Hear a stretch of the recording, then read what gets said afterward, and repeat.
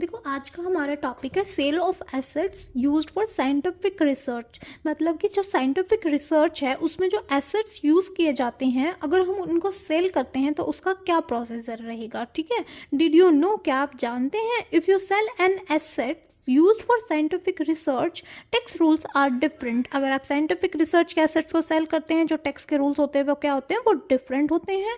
Under section 41 sub section 3 के according क्या होता है, if you already claimed 100% deduction, अगर आपने ऑलरेडी पहले ही 100% डिडक्शन क्लेम कर ली है तो आपको क्या करना होगा, sale amount up to cost. अगर आपकी जो एसेट्स की कॉस्ट थी उतने में ही आपने सेल कर दिया तो वो आपकी बिजनेस इनकम हो जाएगी। अगर आपकी जो कॉस्ट थी उससे ज़्यादा और अमाउंट में, एक्स्ट्रा अमाउंट में आपने सेल किया तो जो एक्स्ट्रा अमाउंट हुई ना वो क्या हो जाएगा, वो आपका कैपिटल गेन हो जाएगा।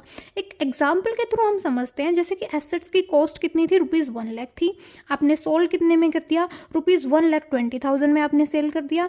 तो जो आपका ₹1,00,000 था वो क्या हो जाएगा, वो तो आपकी बिजनेस इनकम हो जाएगी। और जो एक्स्ट्रा अमाउंट है ₹20,000 वो आपका क्या हो जाएगा, वो आपका कैपिटल गेन हो जाएगा। ठीक है, so remember, if you get a tax benefit then you have to pay tax on sale. अगर आपको टैक्स बेनिफिट गेट करना है तो आपको क्या होएगा, आपको सेल करे हुए एसेट्स पर टैक्स भी पे करना होगा। ओके।